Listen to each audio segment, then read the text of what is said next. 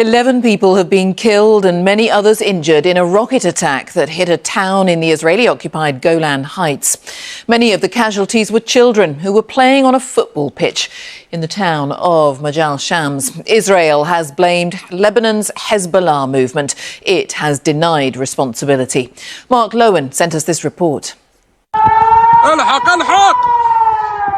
Early evening in the Israeli-occupied Golan Heights, and the warning of an incoming threat about to become deadly and dangerous. A rocket struck a football field where children and teenagers were playing. Several were killed in the deadliest strike since the cross-border fire between Lebanon and Israel began last October. The anguish of loved ones at young lives cut short in a conflict that could be about to escalate sharply. A rocket barrage today which lit up the sky was claimed by the Lebanese militant group Hezbollah, but it denies firing the deadly strike onto the football field. That, the Israeli army spokesman says, is a lie.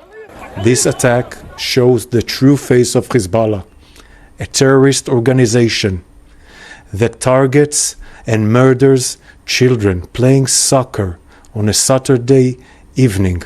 We will act to restore full security on our northern border for all the citizens of the state of Israel.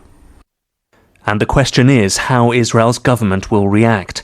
Benjamin Netanyahu is returning early from the US to chair his security cabinet, where he'll face calls to hit back hard. As the young injured were rushed to hospital, fear is growing that all-out war with Hezbollah, a proxy of Iran, could now be drawing closer. South, in Gaza, the other front of this war, Palestinians too were scrambling to save lives, this time after Israeli strikes killed dozens. Here too, it's children paying the price in a nightmare with no end. The missiles tore into a school housing displaced Gazans. Israel says it targeted a Hamas command and control center inside. But from the rubble came those simply seeking shelter. Mustafa says the blast threw him into the air and he fell to the ground. I didn't know where to run for fear, he says, so I fled inside the school thinking it was safe. But then I saw heads, hands and feet. The spark from the 7th of October ignited Gaza and now Golan. The question tonight is, will it start an inferno? Mark Lowen, BBC News, Jerusalem. And let's talk to our diplomatic correspondent Paul Adams, who is in Jerusalem tonight. And that is key, Paul, isn't it? What does this mean? What could it mean for Israel and the wider region?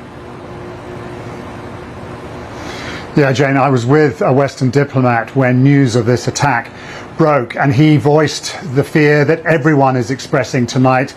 This is precisely what we have been worrying about for the past 10 months, that something of this magnitude would occur on the northern border that would turn what has been a simmering conflict for all of these months into an all-out war.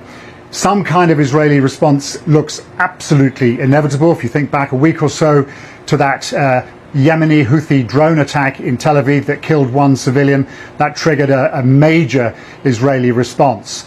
And so I think that is likely to happen.